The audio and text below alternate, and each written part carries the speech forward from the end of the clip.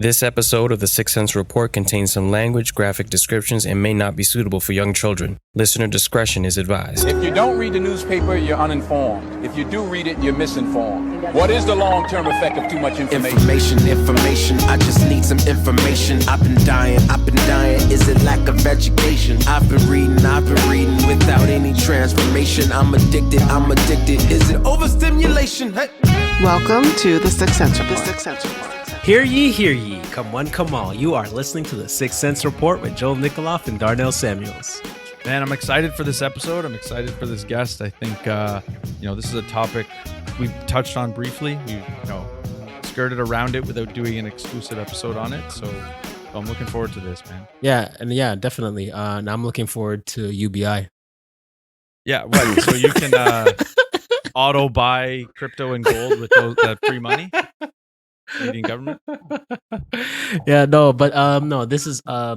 This is definitely, all jokes aside, this is definitely a pressing issue that I think we have to bring on a specialist on this issue, just to split hairs, because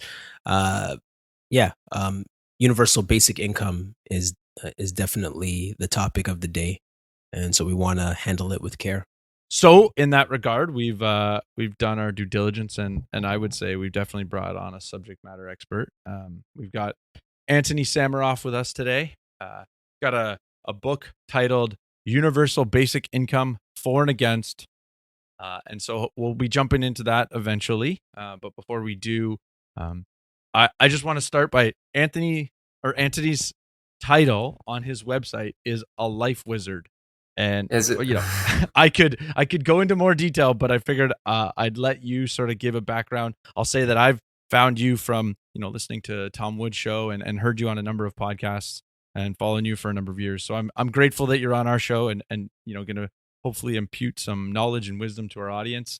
But why don't you help our audience understand who you are, where you're at today, and where did this book come from? All right. Okay. First of all, the Life Wizard thing. I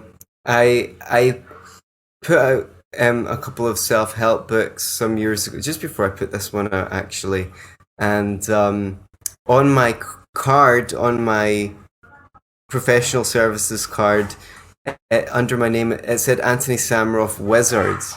And the reason why was, people don't really like these terms, myself included, like therapist, coach, life coach, counselor. And I thought, well, wizards, empower heroes. For every Luke Skywalker, there's a Gandalf, and what is it? Obi-Wan Kenobi. I think Obi-Wan Kenobi was based on Gandalf, who empowers Bilbo Baggins and Frodo. And of course, Morpheus, Neo. That's if they got married, I guess they're the mat in front of their door. So when it says Life Wizard, it's less pretentious than it sounds, maybe. It was the publicist that I had that was trying to get me on the radio and stuff like that. Put Life Wizard on press releases. I found it a little bit cringy personally, but that's why I felt the need to explain it. Anyway. I mean, I like it. I think there's a a cheekiness to it, but like you said, it's getting away from the traditional term. So I feel like just wizard is good. Mm-hmm. Wizard is good. I think I am rather magical at times. Yeah, that's true. So my profession is counselor, and I also do coaching to help people make money online or with relationships and things like that. And sort of libertarianism started. Writing or podcasting was really, writing first, was really just started as a hobby, I guess, because I thought, maybe pretentiously, that certain ideas could be articulated better than they were being articulated.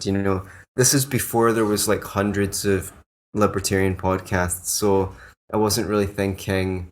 I saw a gap, basically, that I could comfortably squeeze into, but it's going to become a second job with the book, and sometimes getting asked to speak at events and things like that. So it's still a hobby, but I studied economics for 10, 12 years, like just on the side as of being a therapist.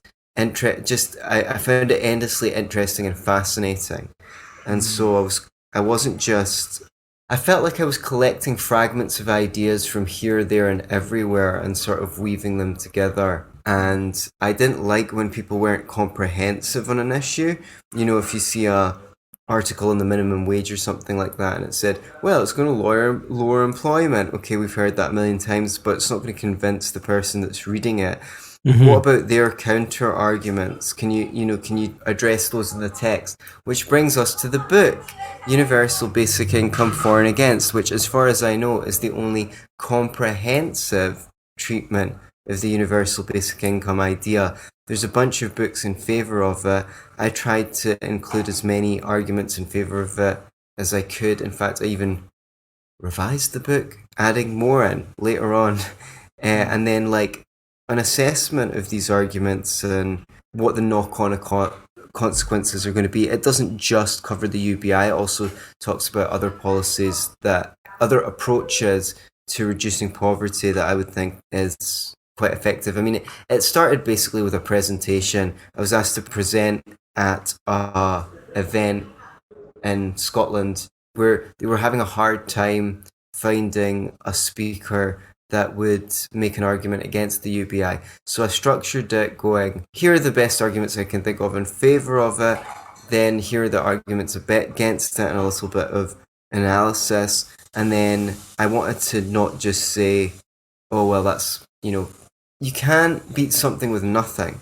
So it was really important to me, even in that presentation, to say, well, here's some alternative things that we could do which would improve the living standards of people at the bottom of the economic ladder. So it kind of has those three parts, but it's got other parts in it as well that were added on. And I started it as a side project while I was working on other stuff, and I just took the material and kept on expanding on it. And when the other project was finished, it became my primary project. Mm-hmm.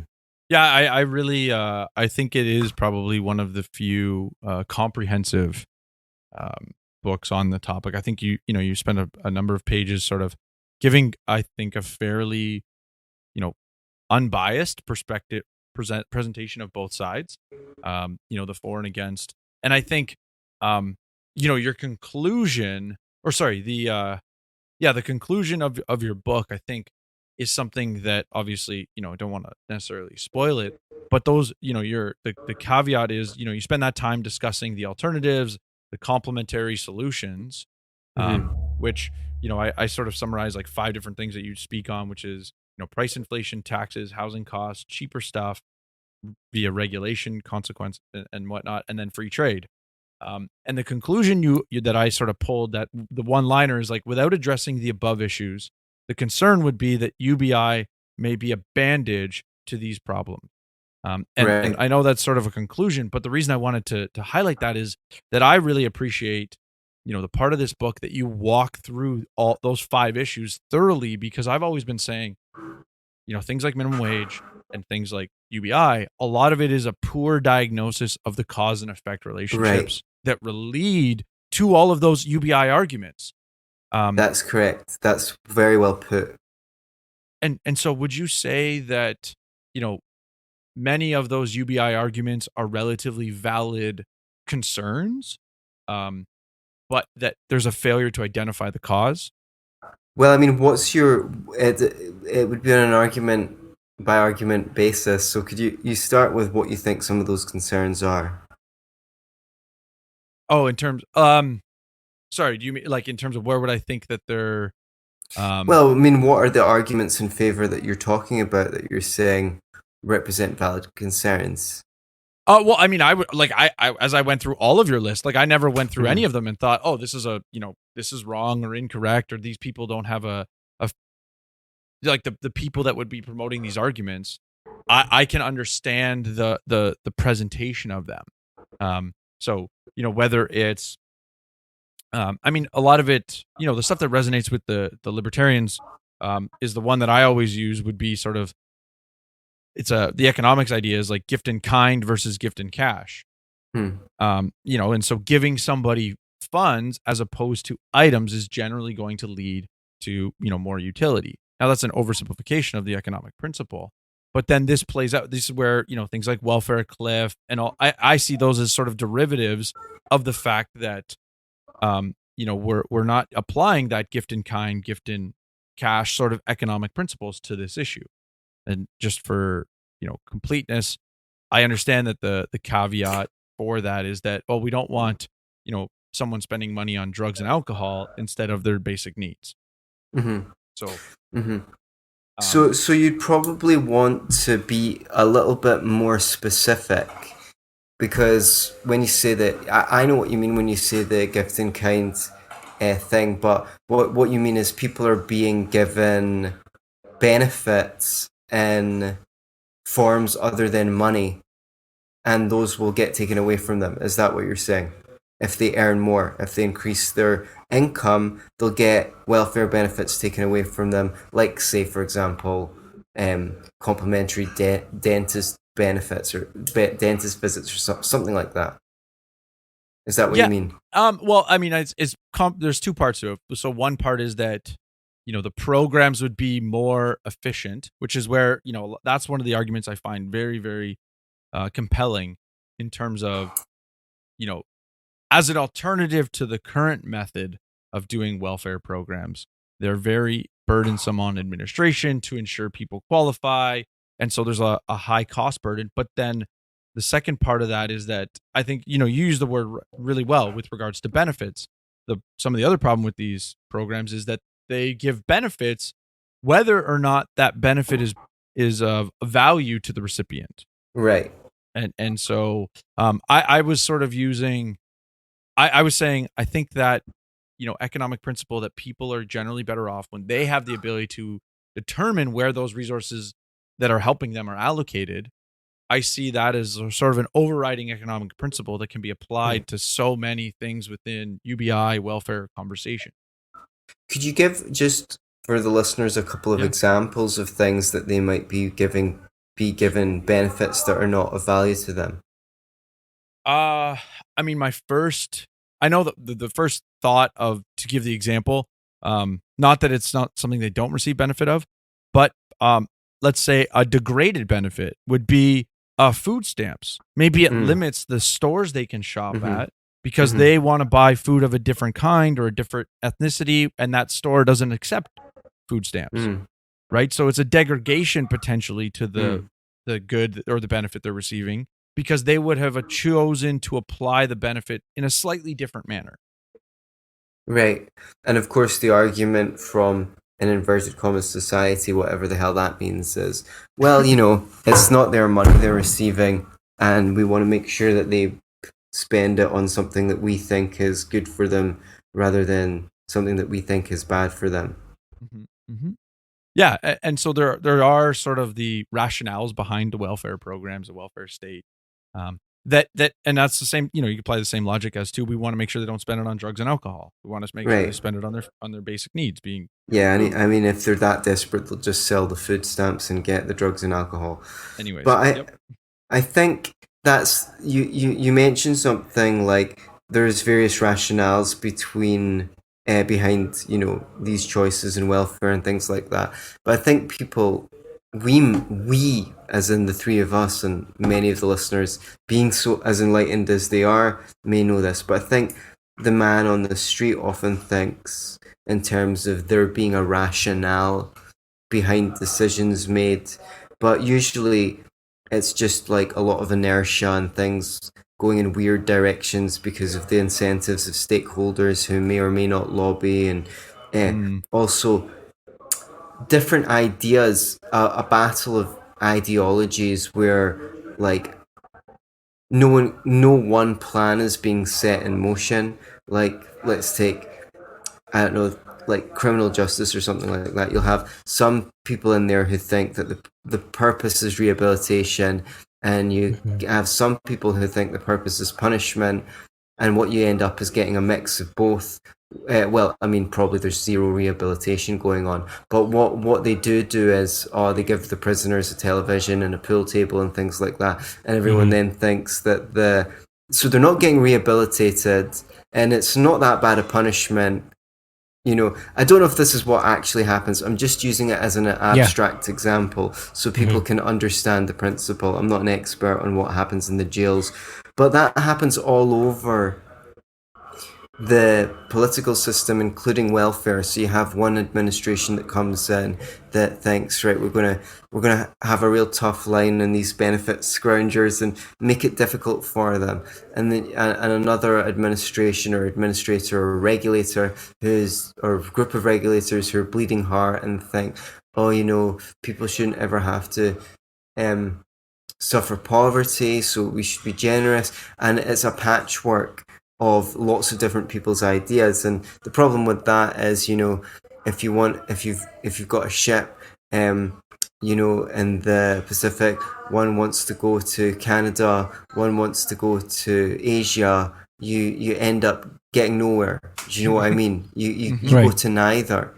and you waste a lot of energy and resources and things like that on the way. So maybe that's partly what's happened with the benefit system, because a lot of the time when it comes to government, things just get added on top of things, and then something gets slapped on top of that, and then something gets slapped on top of that. No one ever goes, right, well, you know, we're just going to take a wrecking ball to this and just smash it down. We're going to replace all of it with something new that's coherent. Because, oh no, I mean, you can't just, it'll be chaos. I mean, everything's tied up to everything else. Like, I sometimes wonder, you know, what would happen if there was a revolution or a libertarian society or anarcho-capitalism or something like that, to all the frickin' lawyers and things like that who've learned all the, or whatever, regulators or people, or people whose job it is to make sure that other businesses are complying with regulations at great expense, by the way, when everything in their head is null and void and someone's come up with a new set of laws. Like, what? You know, oh, everything you know about the regulations is now completely irrelevant because we've decided that the regulations are outdated, outmoded, and we've put a new system in place. I can't remember what the question was. No, it's okay. Just to be clear, part of the issue or the heart behind universal basic income is alleviating poverty. Taking people out of poverty. How do you define poverty? How would you define it? How would I define it? Well, I mean, yeah, because a lot of times we say, oh, this index or taking people out of poverty, but like, well, for those of us who live like, you know, in America or Australia or Canada, what does poverty actually mean? Well, I mean, yeah, I mean, you're not in poverty the way that people in the Congo are in poverty or something like that. But I mean, so yeah, I mean, sometimes you see these things where they say relative poverty, and once I even saw a government report saying even though incomes have increased, relative poverty has stayed relatively stable or like the same. And I'm like, yeah, no shit. It stayed the same. It's a relative fucking measure. How do you expect it not to stay the same when it's a relative measure? Yeah, it's like 10% of the population does X. It's still going to be 10%, like or like the bottom 10% threshold. Grading on a curve in school, right, where we grade the papers in terms of who's got the best papers to who's got the worst, right?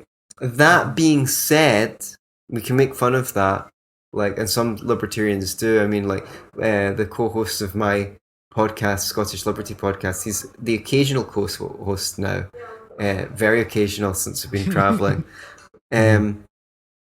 Used to say on our podcast he grew up. He spent a long time when he was growing up in South Africa, and he once said, "I'd love one of these people who's going out on, you know, one of these politicians or something like that, to go to a village in Africa where they're burying their fucking dead and tell them about all the fucking poverty in Scotland." Those were his expletives, not mine, by the way. Although I am quite potty mouthed.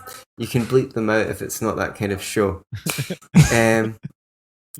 Anyway, that being said, right, poverty has to be to some degree a relative measure. I mean, like, if you didn't have electricity in 1920, you know, that's not really that much of. Remember when the internet came out and people needed to go to internet cafes to send their Yep. emails, Mhm. and these were successful for a while, and you'll still find them in some cities, like in India and places like that. Well, where they'll have computers that've got XP on them, Windows XP on them, right? But I mean, no one uses. If you don't have internet in your house, you're like, oh, I'm in poverty, right? Well, I mean, it certainly feels that way when you move in somewhere new and you need to wait for the person to put it in. So yeah, I mean, if you didn't have a fridge or a vacuum cleaner or a gas, well, you probably had a cooker of some variety, or all sorts of things that we take for granted today. If you don't have electricity in your house, you're not considered you're considered in poverty. Running water. It wasn't that long ago that lots of people's toilets were outside and they had to go outside to go to the toilet. Now everyone's got plumbing in their house. So you can't just say, well, oh, you know, poor you don't have, you know, you're living in a Western country and you don't have basic, boo-hoo, boo-hoo, you know, go tell it to people in Africa. Because it is somewhat relative. You know, it's sensible to think about it that way. Yeah. Oh no, I was gonna say because like the way how I've usually defined poverty is not being able to meet your basic needs, and then wealth would be being able to meet your basic needs. And so like when you hear the push for universal basic income, it's like, okay, look, we gotta help those in need who are in poverty. And again, like a lot of times we throw around words and we're not actually defining what does it actually mean. Right? Like, yeah, Right. you're right. Like, okay, yeah, it becomes relative where we throw around the term. We're like, oh, you know, these people are in poverty, but you're like, well, hold on. Like, what does that mean? Right? So I think it's important to clarify like what is poverty, what is wealth, because that's the ultimate goal of what they're trying to do with UBI, I guess. Right. And, you know, it's funny as well. Sometimes, like that old expression, some people are so poor that all they have is money. So, you know, our income is not the only value of you know, wealth or something like that. So in the USA, if you've got an income of under 13 grand, more or less, if you're one person, you're considered in poverty. And if you're a couple, it's like 17,500. That doesn't sound a lot to live on for a couple, but those are the guidelines. So I don't know. I guess the question. So one of the points I make very strongly in my book is there's more than one way to skin a cat, right? So let's take that 17.5 grand for a couple. Okay, what would do them more good if we gave them another $2,500, or if the price of their shopping and, well, let's just say the price of everything came down by, damn it, Let's say the same arithmetic. number. Let's just say, 2,500, but well, I mean, I don't know. I was going to give a percentage. oh, right. Well, I can do math in my head quick. So Can you? Yeah. So I don't know how much percent everything, like, okay, Sarah, I don't know how much are like this couple's paying 1,200 in rent. Okay, let's say their rent comes down by 20%. That's like $240. Yeah, a month, right? So that would do them about as much good, or maybe more good, if all the shopping came down in the shop. And now it's really bad with inflation because of this COVID insanity. Like, I hear that groceries, I've not been in the States for a few months now, but I hear that groceries have gone up a lot. Like, it's like when and also it affects the decisions people make. You know, when you go into the produce aisle and like fruits and vegetables are like ridiculous price, you go, well, I'm just going to go and buy a ready meal. So people are getting less healthy, and it's true. I mean, and again, this is why we need to consider the relative. In the past, people spent like 80% of their income on food or something like that, if you were at the bottom of the economic ladder. But we're not used to spending that much on food.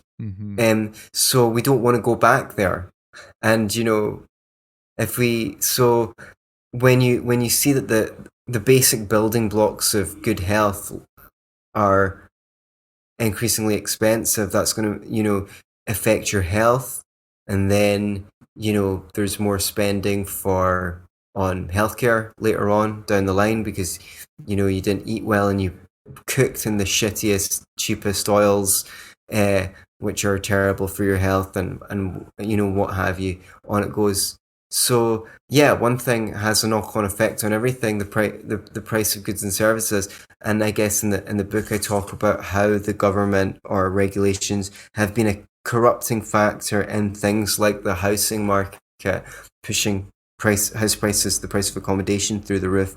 And also our listeners can definitely relate to that. We're in Toronto, which is like insane for housing costs. Oh yeah, and can you tell me a little bit about what the government, if you know about the role that the government has played in that?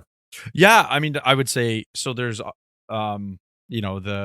essentially you had the 2008 financial crisis in the U.S. I would argue, in Canada started our housing bubble through cheap mortgages in 2011.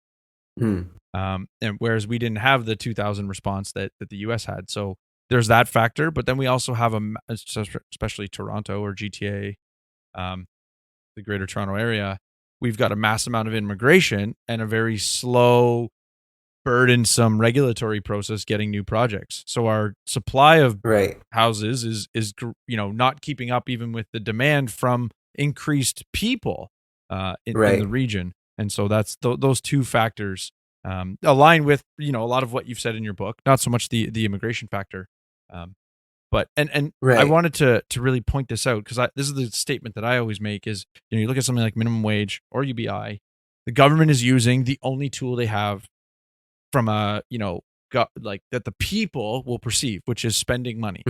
Right? They're a hammer. They got one tool and they just keep using it. Correct. And your book, with regards to those 5 categories that I mentioned, you really walk through some of the causes of increasing costs to the poor. And maybe this is a good time to sort of transition to the automation section of your book, because maybe you can speak to both automation as well as what would we normally expect to see in the cost of things over time. Should we That's see such a great way, the increased cost to the poor, or sorry, for the most basic things in society, which is going to affect the poor the most? Should we see those things rising in cost over time? And then automation is sort of the ultimate fear. Yeah, whereas actually, if people are worried about people being poor, then automation should be lauded, because what's happened with automation so far is that things that used to be expensive and could only be bought by rich people are available to everyone, because the automation of the production process means that those things can be produced for cheap. So if we look at, I've got some facts on this in the book, but I don't remember them off by heart. Between 1870 and 1929, the average number of hours a person worked declined from 61 hours per week to 48 hours. And by 1970, the number had fallen to 42. So, okay, that's a little bit more, but it was already slowing down. And the thing is, that was all achieved by automation, largely. I mean, if you listen to crazy left-wingers that don't understand economics, they'll say, oh, it was unions and things like that, but that doesn't make any sense, because being in a union does not increase the production the marginal productivity, to use the technical term, of labor.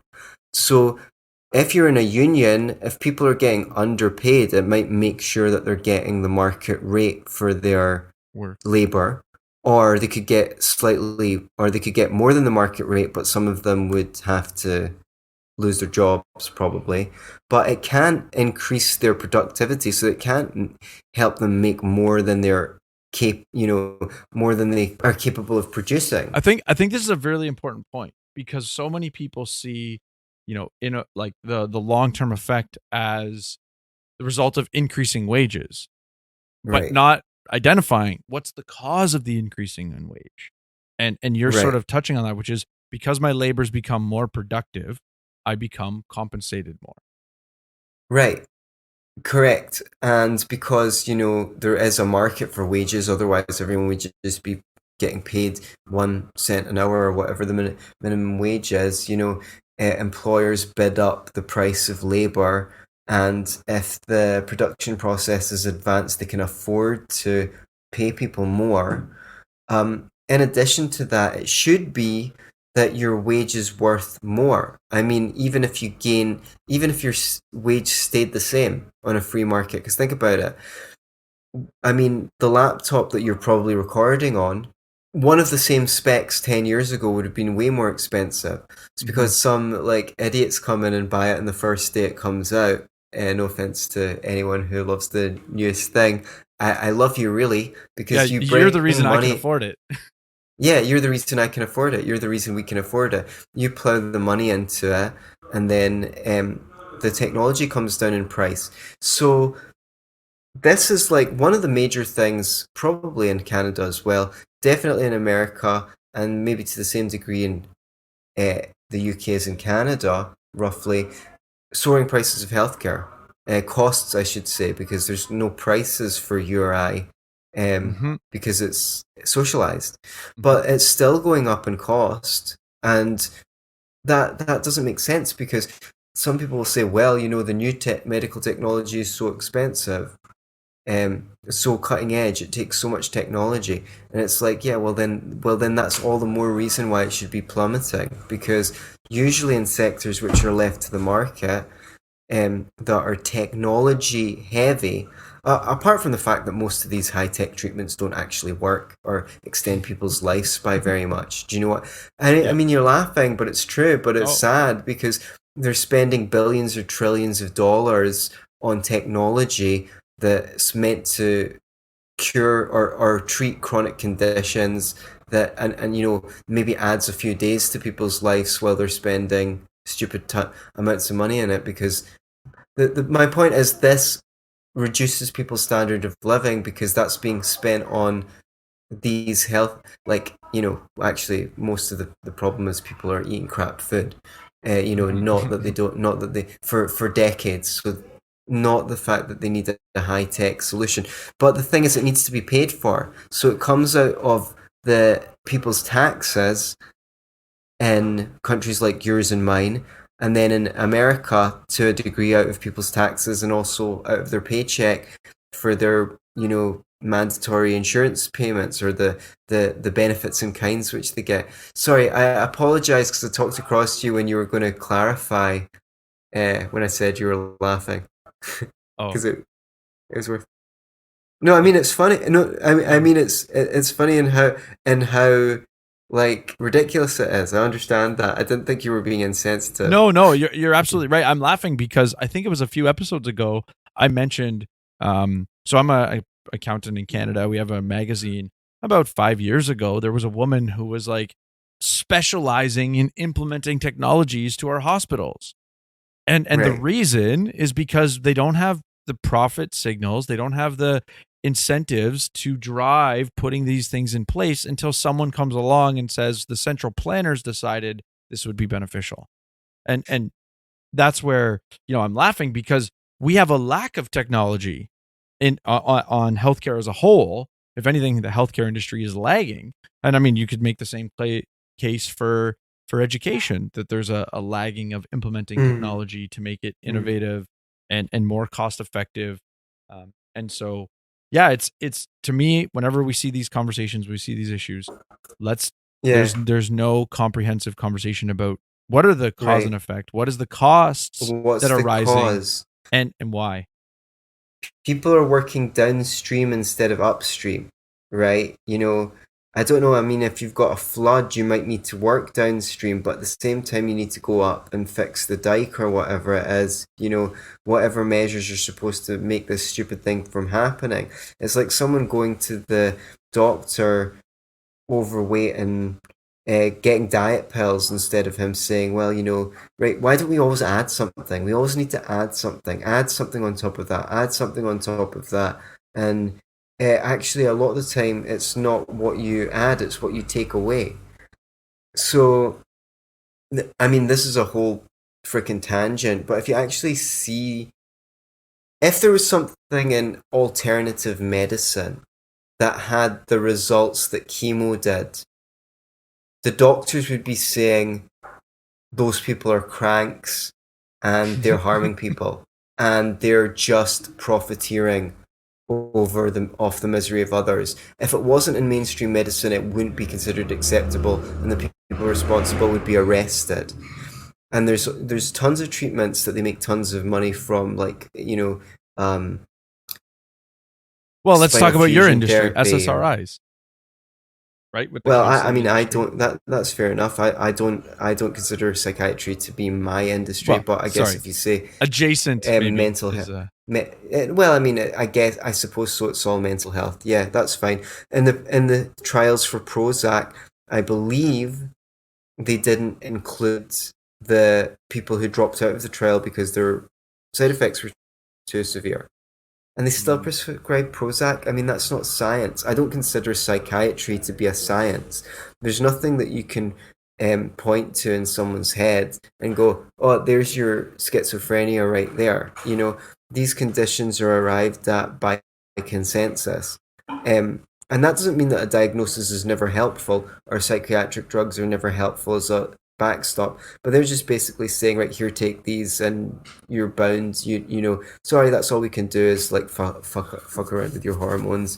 You're going to get worse and worse, your digestion's going to get worse, your immune systems are going to get worse because serotonin's used in both of those as well as to regulate your happiness.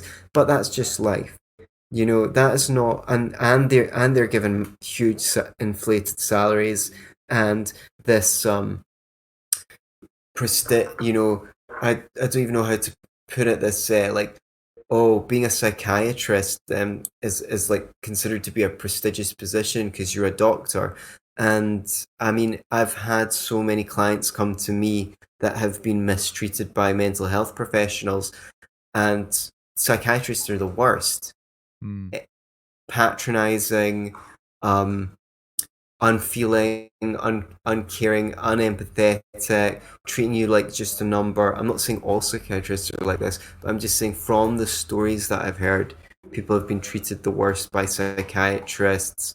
I had a client say, this might have been in the 90s or something like that. They told their psychiatrist that their partner was physically harming them, and the psychiatrist picked up the phone and phoned their partner to check out to find out if the story was true.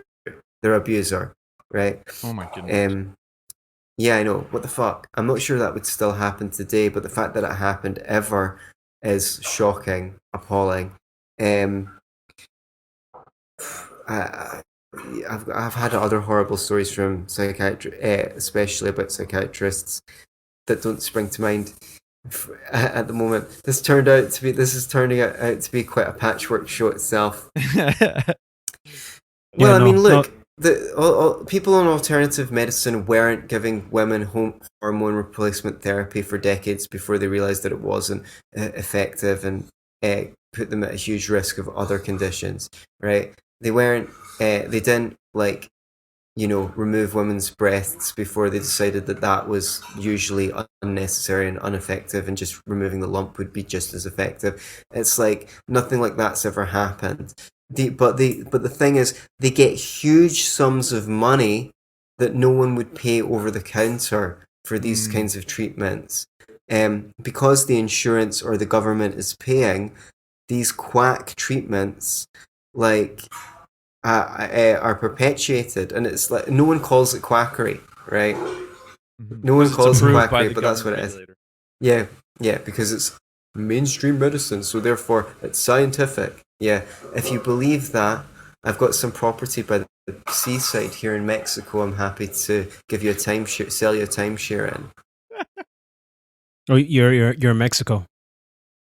That's correct. Okay. All right. Just wondering. Okay, yeah. So, now in Canada, right? So we have a new bill, well, relatively new, called Bill C-273, and the idea is, it's more geared on guaranteed basic income. As opposed to, because we've been talking about UBI, Universal Basic Income, but Bill C-273 is guaranteed basic income. So the difference is, the Universal Basic Income is means that everyone in a society, rich or poor, gets a monthly check for the same amount at the end of the year. The government uses the tax system to balance out the scales and recoup the extra cash from the higher income earners who didn't end up needing it. Now, for the GBI, the guaranteed basic income, they say it's for Bill C-273 is the system. Guaranteed basic income is the system most people are referring to when they talk about basic income in Canada. It is an income contingent system, meaning monthly payments only go to families and individuals with lower income. Now, that to me, that sounds like it makes sense. What do you think? Agree or disagree with our views? Give us your 2 cents.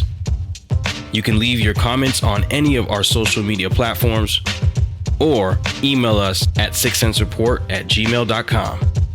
6 cents makes change. 6 cents makes change. 6 cents makes change.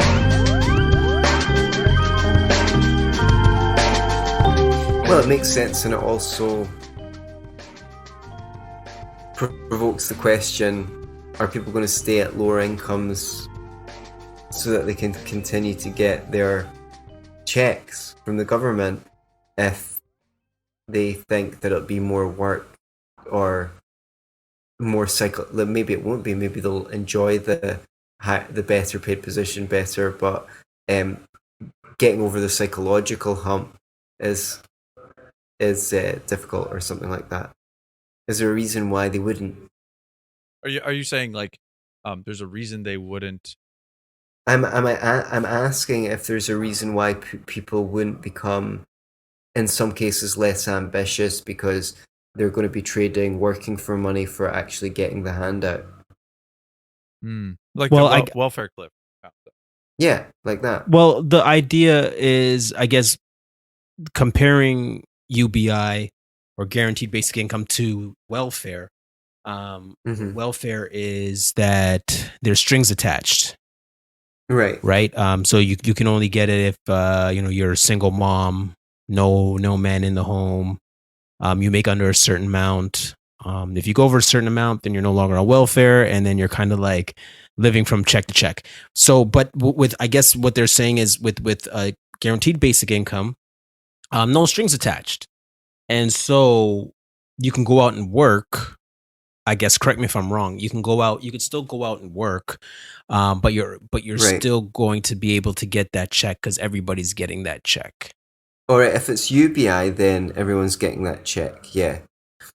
I thought you were saying this was like a means tested, like Milton Friedman's idea of the negative income tax. Negative income tax. Is that what this is? is that what it is? Because that's what I was trying to think about the guaranteed. It sounds like it. I mean, I'd have to look at it, but it sounds like it's something like the negative income tax, which is if you earn under a certain amount, you get a handout as a top up, but it's relative to how much you're earning.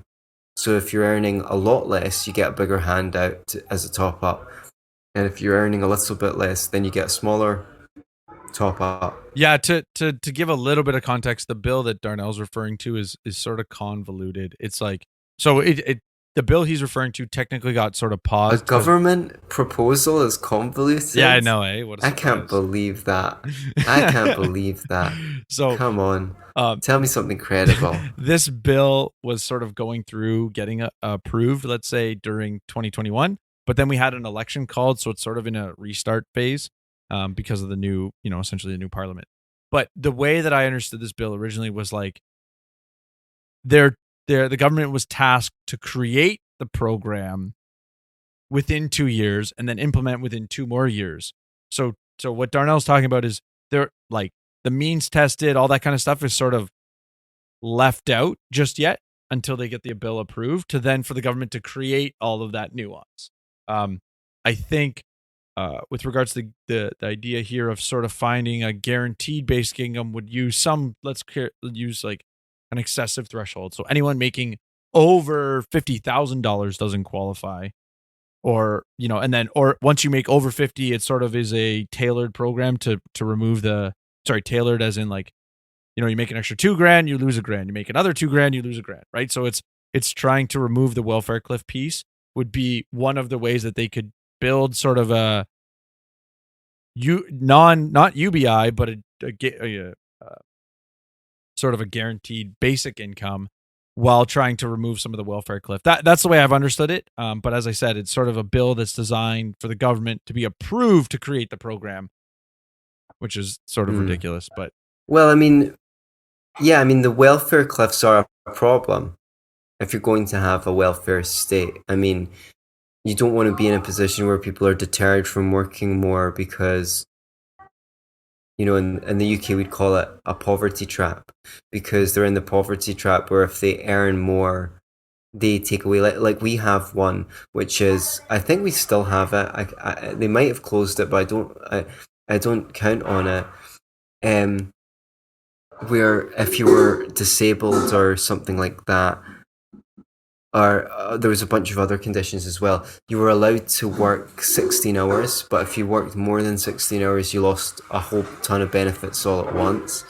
I don't think they've closed it. I think probably that's the kind of thing I mean. That's like egregious. Like I met a person that was telling me they'd like to work more when I first heard about this. Maybe I was 20 at the time. But they couldn't because it was just unmanageable for them to take on more hours. So the idea is of having a graded system where you lose your benefits gradually rather than falling off the welfare cliff or having the rug pulled out from underneath you is probably a good idea. The question is, how do you do that?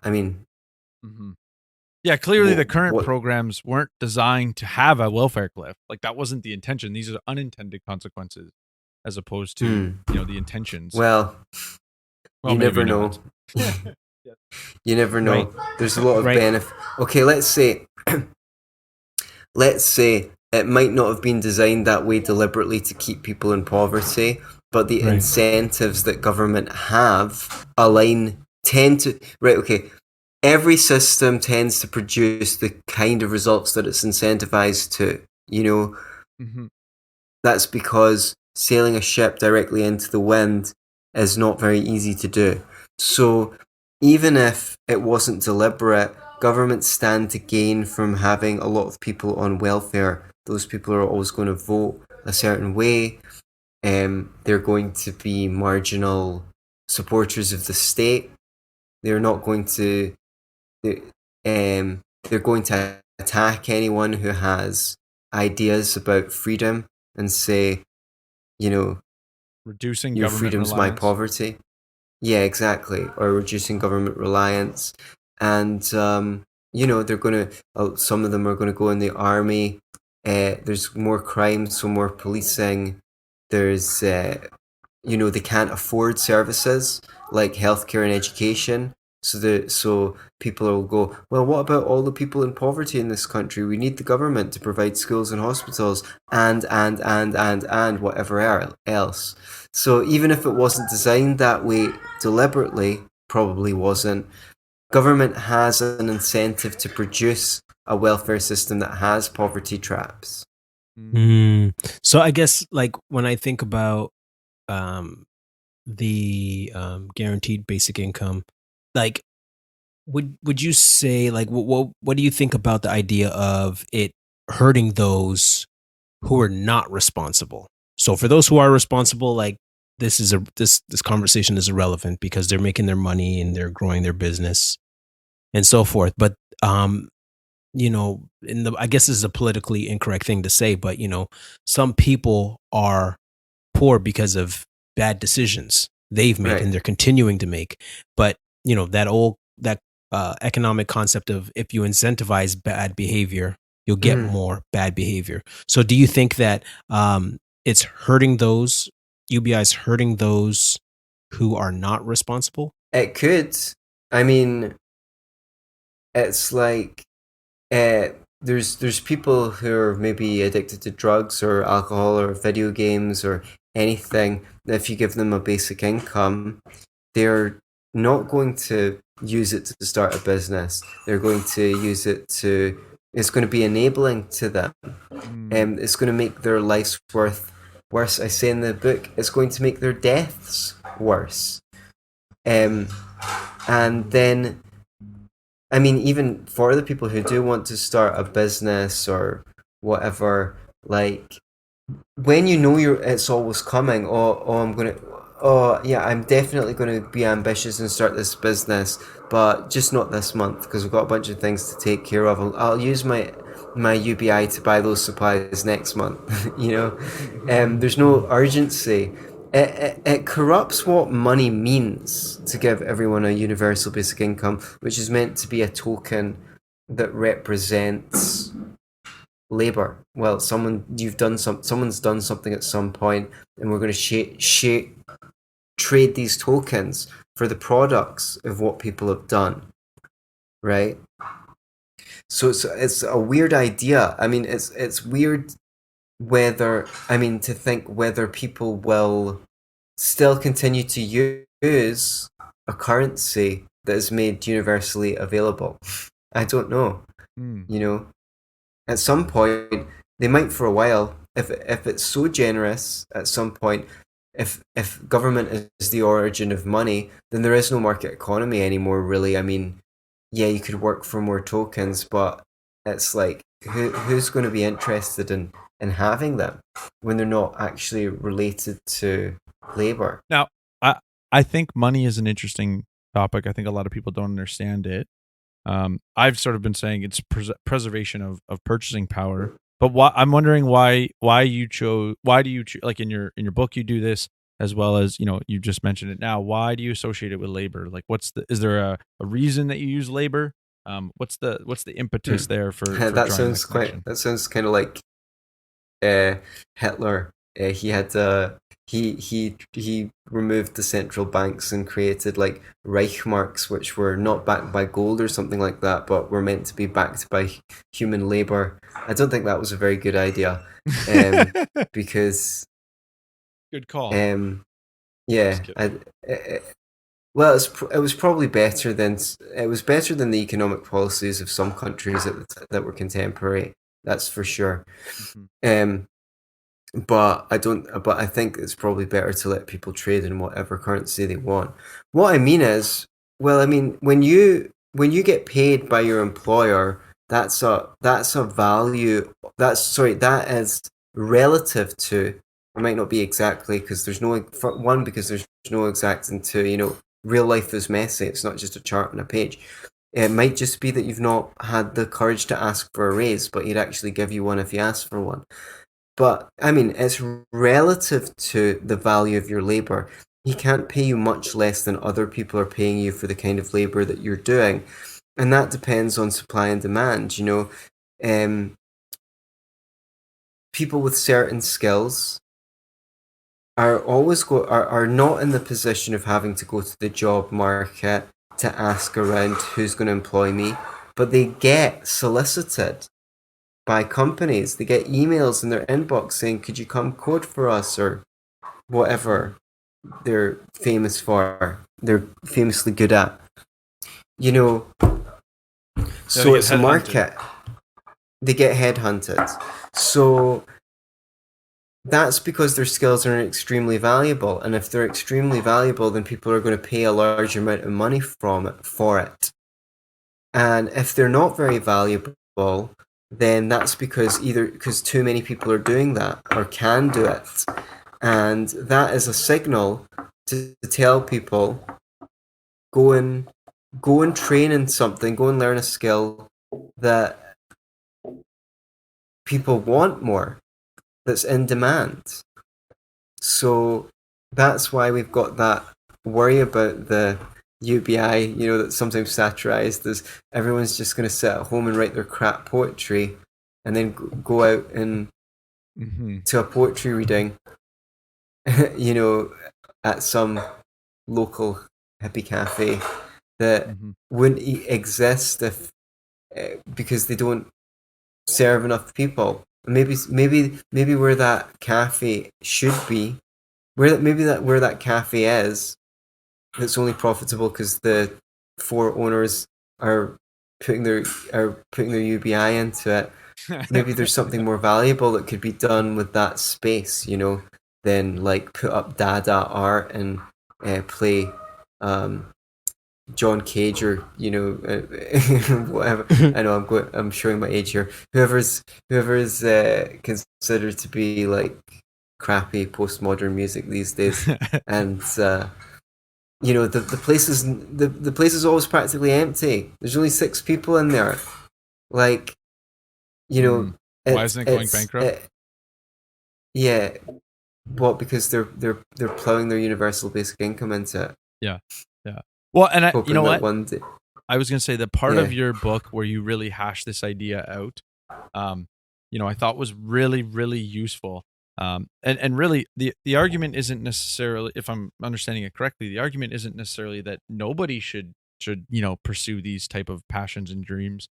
But I think the way that I understood your argument was that more people will do this than, let's say, should or can afford to, and such then, well, if most of these goods, arguably for the person who's not a very good musician, is not producing a good, valuable to society as a whole.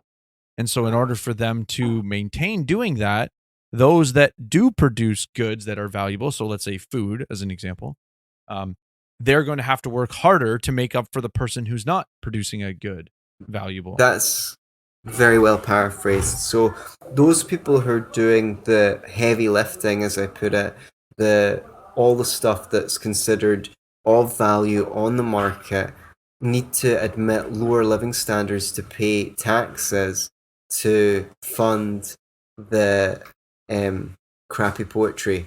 So it's like, it's fine if you want to write crap poetry, do it all day, all weekend, enjoy. That's your hobby. Expecting other people who are, I don't know, on a building site or whatever to pay higher taxes so that you can sit at home and do it is outrageous. Yeah, no, I think many people don't perceive it that way. They sort of look at the aggregate benefit and go, well, somebody, like we have a website from a Canadian organization.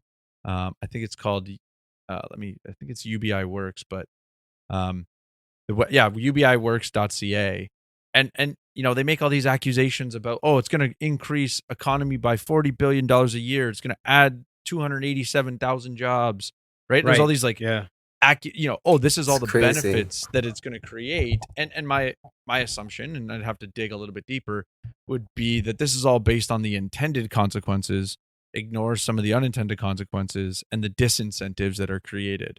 And it's so silly to say anything. They always talk about the government creates jobs. This is like so silly and was absolutely skewered to death by Bastiat in 1949 in his essay, The Seen and the Unseen, and people still don't get it. Right, okay, if you take $1 from everyone to build a bridge, you can see the bridge. But what about the fact all the other stuff that people would have bought when you aggregate it up with their dollars, right? You can't see that. So it's like, how many jobs does the government need to destroy in order to create 25,000 jobs?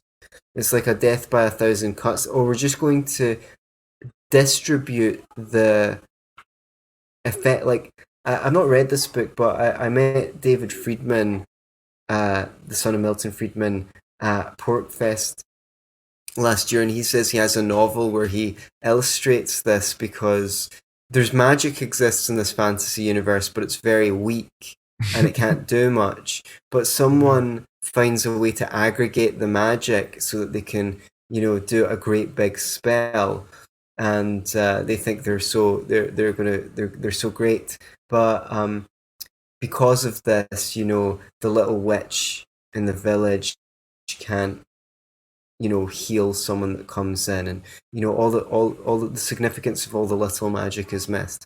The significance of all the little magic on the market is missed. That's an interesting analogy to tell sort of the story, and so you're saying it's David Friedman's book, or he told you about It's the David book? Friedman. Okay. Yeah, David Friedman has a few novels. Has written a few novels, and that's one of them. That's It's on Audible. I can't remember the title. I'll have to check it out. It sounds like he's using novels to convey these economic principles, maybe subtly. That's it helpful. does sound like that. That's helpful. Yeah, and it is a good analogy. So I think that in order to create jobs, you need to destroy jobs, basically, because you make people poor by taxing them. They've got less money to spend, and wherever they would have spent it, that they're not going to spend it, is someone's livelihood. Yeah, I always word it as the government's reallocating resources. So how do you create jobs? By doing just a reallocation. That's a good way to put it. So I'm curious, if we want to contextualize a little bit to 2020, 2021 with COVID and all the craziness that's entailed. I've heard some people make the claim that COVID has exasperated, let's say, the arguments for UBI. We know that it's exasperated inequality, and as we've mentioned before, we should ask, well, what's the cause and effect relationship, and address that. But parking that, I'm wondering, if you can maybe speak to sort of this in two ways. One, do you think there's some validity there that the arguments for UBI have been exasperated, and then also from a coaching mental health perspective, what have you seen during the last little while with regards to clientele and your work? Well, I mean, I haven't really had anyone come to me and say COVID's made me really lonely, and I need lockdowns have made me really lonely. So I wouldn't say that I have any particular insight. I just keep on hearing stories from people of isolation, or someone they know that was isolated, and it affected their mental health very badly. But okay, so if someone's going to come along to me and say, well, look, COVID just exacerbates the argument for UBI, I'd say no, it exacerbates the argument for all the other stuff. I mean, look how expensive things are in the shops. This may come to a shock to a lot of people, but if you want to have stuff, you actually need to produce stuff, right? So shutting down the economy and not letting people produce is going to be creating poverty. I mean, think about it. Let's come back to the thing that you asked me before about why do you relate the value of labor to the value of money to labor. Well, look at it this way. Okay, if there are there's a I can't remember. Yeah, Harley Davidsons, right? When they sold out, they found out they could charge a lot more bikes for bikes if they were scarce. So they didn't do it on purpose. It's just the demand for one of their bikes was so high that they ran out, and they got, oh right, well, we're really on to something here. So what they did was they made sure that everyone that wanted a bike would have to wait for them, and that increased the psychological value of it. So if there's less of something, it's worth more. If you produce less stuff, the stuff you produce is worth more, and therefore it's going to cost more. So that's how I would explain it better. Similarly, if you pay people not to work, there's less labor. The people who, so there's less stuff. Like the the price of the stuff's going to go up. So that if anything, it's an argument for all the other stuff. Like if it was bad before that we're not allowed to import produce from certain countries because of tariffs and bans, and what if the farmers that live here go out of business and all that stuff. It's more important than ever that we reduce trade barriers and tariffs and establish free trade now, when people are more impoverished, so that they can get access to cheap goods. And obviously that has the beneficial knock-on effect of like increasing living standards in those poor countries that are going to sell us the stuff as well. Shovel the money over there where it's really needed, where people are really suffering. One of the things that amazes me, well, it doesn't really amaze me because people's capacity for irrationality is extreme, but a lot of people who are very, say, against immigration are also very against free trade. And it's like, well, see, if you want less immigration, a really great way to do that is to help third world countries get rich, because then there won't be so many people coming over here. And free trade is so mutually beneficial that it's one of the ways that we would be able to do that. So yeah, I mean, it's more of an argument for deregulation. If it was bad before that you can't braid hair without getting a license in your state, which is the truth in many states, then it's more important now, when people are poor and there's not as many jobs to go around, that you get rid of all these occupational licensing.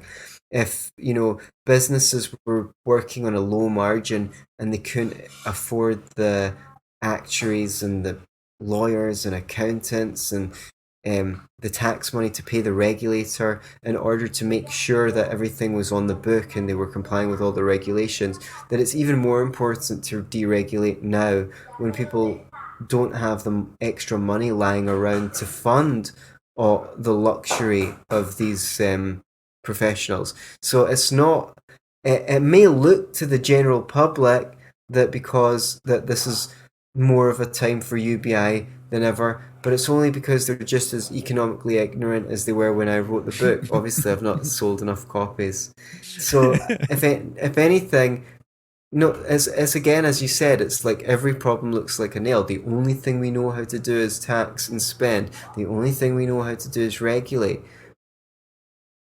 Get rid of the regulations and let people get wealthy. Yeah, I know that when COVID first hit, I probably tweeted something or Facebook posted something like, "Oh, it seems like regulations are a luxury," because they were just, in order to respond to this crisis, government was, we waived that regulation, or we waived this regulation, or we're not enforcing this one. I do recall, I definitely see that the regulations, the government find when it's convenient to them, they'll move them out of the way. And I think actually that sort of ties into something that you touch on quite a bit in your book, which is public choice theory. And I was wondering if you could maybe give our listeners some insight into what exactly does that teach, and how that can help them. Yeah, I think it helps understand the world, because there was a lot of economists were coming up with these market failures, which is the idea that in some situations, what everyone would what would be in everyone's interest is not produced on the market, because everyone's following their narrow self-interest, and they've not managed to band all together to see that this potential solution is better. And someone came along and said, and that was looking at the incentives that exist in the market. And someone came along and said, well, what about the incentives that government faces? I mean, they're not just sitting down to create a policy based on objective details that's never going to fail. Like people, if people in the market are following their self-interest, and so are politicians, so they're going to pursue policies that they think are going to get them re-elected. They're going to, and like and they just talk about the incentives that government faces. So if we come back to something like, why the hell is there subsidies on harmful substances like sugar, or like this high fructose corn syrup in the USA? Like, I thought the government, even from a mainstream perspective, is meant to be helping us improve our health, not subsidizing something that's harmful. Well, I mean, the people who are getting the money, their life depends on it. Whereas the people who lose the money, how much does their contribution to the subsidy really amount to? A few cents a year, maybe? So they're not really going to be motivated to put all their time and energy into overturning agricultural subsidies. But if a group comes along and says, we're losing X hundreds of millions a year because of these stupid subsidies, how are they going to raise the funds to lobby and influence the government to rescind those kinds of policies? I mean, no one's going to pay a lot of money into that to receive very little return. Whereas, so it's kind of like the same principle as the market failure. On the other hand, those are receiving the benefit. So the benefits are concentrated, but the costs are diffuse. And people don't realize that they're sort of dying a death of a million cuts. They don't realize how much richer they would be overall if all of these ridiculous things that they're okay, maybe each particular thing on its own doesn't amount to much, but when you add it all up, it adds up to a significant decrease in people's standards of living. Well, try and fight that. Try and get a lobbying group together to get the government to leave you alone, to get the government to rescind all subsidies. Everyone who's got a subsidy is going to throw every penny they have behind making sure that this bill gets shot down. So that's an example of public choice theory. Like, it was able to point out that these incentives, just looking at it, look at what the incentives, you look at what you would expect to get.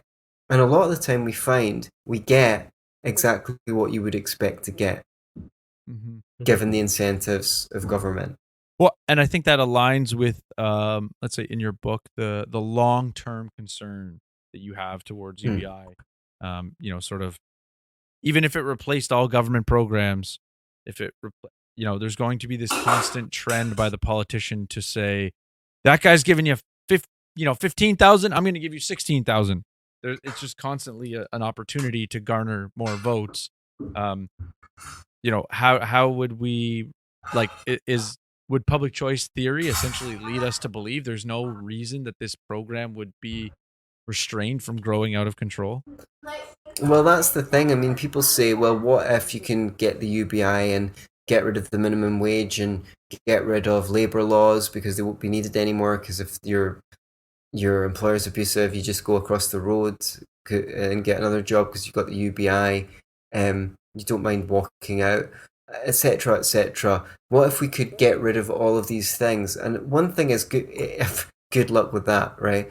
Even I hear leftists say, oh, we need to be careful because with the UBI, maybe it'll undermine the minimum wage and stuff like that.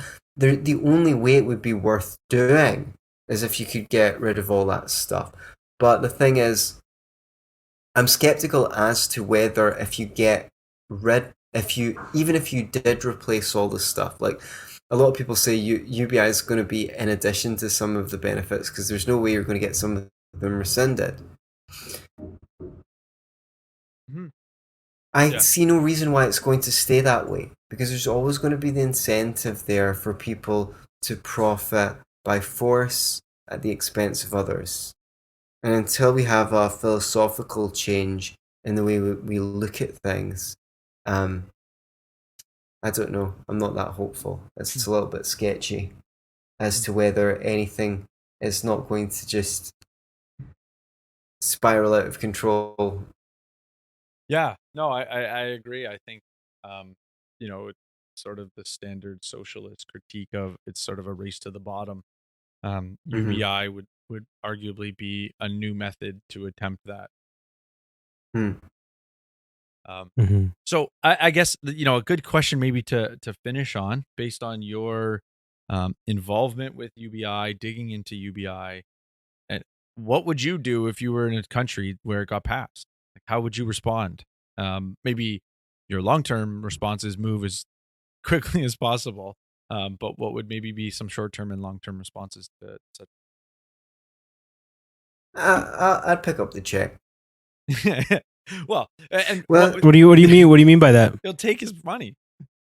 Yeah, I'll take my money. No, I'm kind of kidding, but I'm kind of like not, because it's a funny thing, because you go, well, look, if someone can be so, if even someone who's ideologically, I use this because, the other day I posted something about Ayn Rand, and someone posted, oh, Ayn Rand, social Darwinism for you, social security for me. And first of all, I know it's a myth that Ayn Rand picked up social security. Secondly, even if she did, so fucking what? She paid a lot of taxes and she's just taking her money back.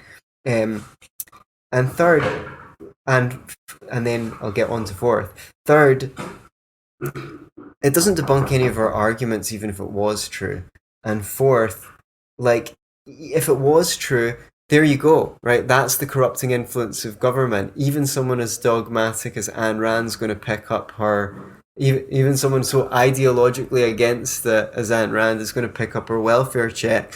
Then you've just proved our point that government handouts are a corrupting influence on man's nature. So anyway, I don't reply to people like that on Twitter. It's a waste of time. And I wish other people would stop replying to them as well. Don't waste your time. Like, we've got serious problems here. Like, everyone needs to be, like, focusing their energy on doing something effective, not, like, spilling it all away. So, but yeah, so I don't know really what I do. I mean, I've been traveling for the last 15 months. I mean, I don't know when exactly I'm going back to Scotland, if ever. I'm sure I will go back, but I don't know. I don't know if they were issuing UBI there in Scotland. Yeah, I mean, I'd pick it up the same as anyone else. Maybe put it in crypto or something like that. And I just continue to do the work that I'm doing, trying to spread liberty and help people with whatever, sit down, write my books, see my clients, the same as I always do. I don't think it would have that much of an effect on me one way or another. Well, it might if the society comes crashing down as a consequence of it. Then it will have a major effect on me. But in the meantime, well, and that's where putting your UBI check into crypto, or let's say monetary alternatives, sort of gives you the ability to opt out / prepare in the event that it does come crashing down. You've sort of pulled some stuff out of the system that crashed or that was hindered by the project. I did say that was sort of my last question, but I thought there might be something else. You've been traveling the U.S. during COVID. You've mentioned that you're in Mexico now. I mean, all of our listeners I think they got to hear a little bit of your neighbors in the background. I'm wondering, can you maybe speak to what it's like? I'm assuming you're still working remotely. Canada is not quite at the level of Australia, but some of us have some fears that maybe moving or getting out of this place might be necessary. So the remote working. There's tons of expats from Canada here. I'm wondering if you could speak to what was that like? What was the level of travel involved, and how do you sort of maintain working, doing your job while all that? Yeah, I mean, it's fluctuated greatly. Well, I was already mostly working online before COVID. I had some clients I saw in person, but not many. Almost everyone was online. So yeah, I just, when I packed up, I mean, I try and get somewhere where I can sit and I can focus and see a couple of people a day, do a little bit of writing every day, do some yoga, like, but it's very hard when you're on the road. Like, thankfully, I've been here for about 5, 6 weeks. But yeah, I mean, May of last year, I did 8 states that month because I had a lot of speaking appointments. And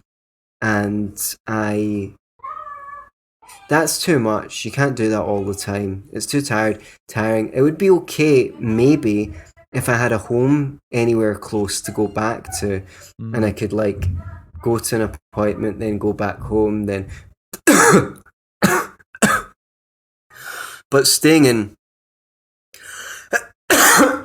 excuse me, staying in spare rooms, Airbnbs, hotels, sometimes people's couches, even in some cases, it's like it's very tiring. It takes a toll on you. So I probably worked less and I was spending more. So that's not a good business proposition long term. It's nice when you can have some. It's nice when you can have some time to just sit. But I had a feeling that this was a very important and special time in my life, and if I had to make sacrifices in some areas, then it wasn't going to be forever. I mean, it ended up lasting a lot longer than I thought it would. I had no idea I'd still be away now. But, you know, on the other hand, Scotland doesn't seem that appealing, especially not in the winter. I mean, I've got the sun coming into my window, and it's the 13th of January, you know? Nice. While we speak, the sun's coming in the window. Not mine. Went down to the beach. Yeah, I went down to the beach yesterday. In the morning, I took my mat down to the park, and I found a corner, and I did some stretching and stuff, and it was warm. I mean, I'd be freezing my balls off in Scotland. Or in Toronto. Doing your Toronto. yoga at the water. So no thanks. I think I'll give it another couple of months for the climate to change. Triggered. And when things are a little bit more, I might flee. Who knows? I'm following my nose. I'm going where the opportunities are. Right. I stayed here for a long time because I needed a rest. It's too much excitement, too much travel. Like, it's fatiguing. Here it's nice. It's not too expensive. I mean, it's very reasonable, rather. And I can work. The weather's nice. If I want to do something good for myself, like go and get a green smoothie, they'll make me one for a couple of bucks. I don't have to do it myself. Stay hydrated. Get the chlorophyll particles or whatever into your cells. Breathe deep. It's a good life. I'm moving on soon as well. I'm going to Bogota in Colombia. Okay. Do you think you'll be doing like a sort of like 6-week stays there as well? Sort of big chunks of time? About 4 weeks or so. I've got a conference coming up, so I will be back in the US of A in March. And while I'm there, I might go and see some friends and things like that and have another crazy month with too much travel. But after that, I mean to settle down. I mean, quite a bit. I think probably after that trip, it might be time to give my mum a hug. Yeah, that's nice. I'm sure she's probably Zoom called out and does look for some present, being in the same room, right? Right, yeah. I mean, she's not seen me in person in 15 months. None of my family have. None of my best friends in Scotland have. I mean, I'm lucky because I made lots of friends along the way, but it's sad as well. I mean, I feel like I just before I left, I got my full house. Like, it takes quite a long time to fill up a roster of really good friends, and I felt like I had a great friends and things like that. So I guess, but when the time's right, the time's right. Who knows what's going to happen? It's completely impossible to predict or to plan for the future under these circumstances.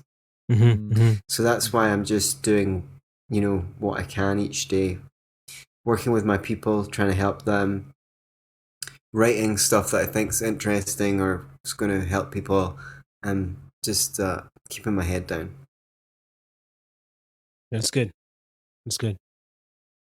Yeah. So, for our listener who likes a lot of what you've had to say, wants to hear more from you, what would be the way to either get in contact with you or find your content?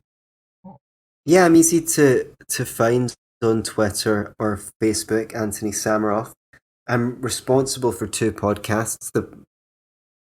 If you like the political stuff, Scottish Liberty podcast. If you're more into personal development, check out Be Yourself and Love It podcast. There's almost 100 episodes, but some of them are just 10 or 15 minutes long, and they're all like self-help and very practical, not too much waffling and philosophy, although there's a place for that. Lots of like what you can do in this situation to get better results, ABCD. Try it at home. Mm-hmm. Oh, and also, where can our listeners find your book? Yeah, I mean, the best place is Amazon.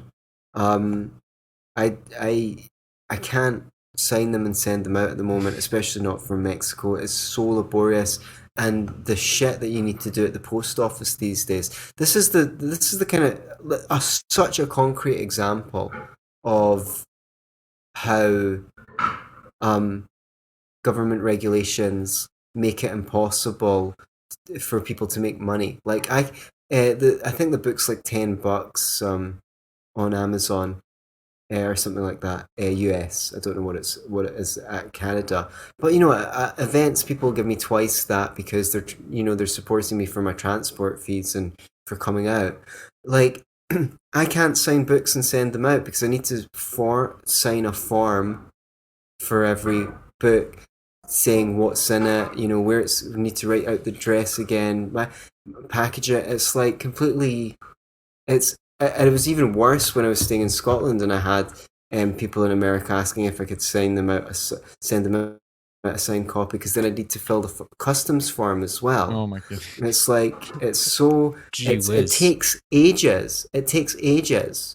So the thing is, that's a whole bunch of people who could conceivably make a living as an author by selling far fewer books, as long as their website said, I'll send you out a signed copy for insert, X dollar. Yeah, no, but it's not worth it. 20% more. Yeah, probably a lot more than that. Yeah, but but the thing is, some people are willing to pay it, but the government makes it laborious, and there's so many examples of this kind of thing. That's just one. My friend was managing Pizza Hut, and the regulations said they had to check the motorbikes every shift. So much time, and fill out a form. So much time. That means that the pizzas are more expensive. Yeah, because time is spent because you have to pay someone. Yeah. They need to pass. They need to pass the cost onto the consumer. People don't realize how rich they would be without the government. That's the sad thing. And then they come along and say they need a UBI. So sad. It's asking the cause for your problem to give you more of the cause for your problem. Mm-hmm. Mm-hmm. And how can listeners get in touch with you? Yeah, Facebook or Twitter is good. You can email Antony at beyourselfandloveit.com, but I think social media is usually the way that people first get in touch. Okay, and I'll make sure to put all that in the show notes page. Thank you again for your time. We really appreciate it. Hopefully our listeners will find this useful and informative. Yeah. Thank you for your time, Antony. Thank you for your time. I appreciate it. It was a good show. But you heard me? Does that make sense? Madden and Mitchell Media.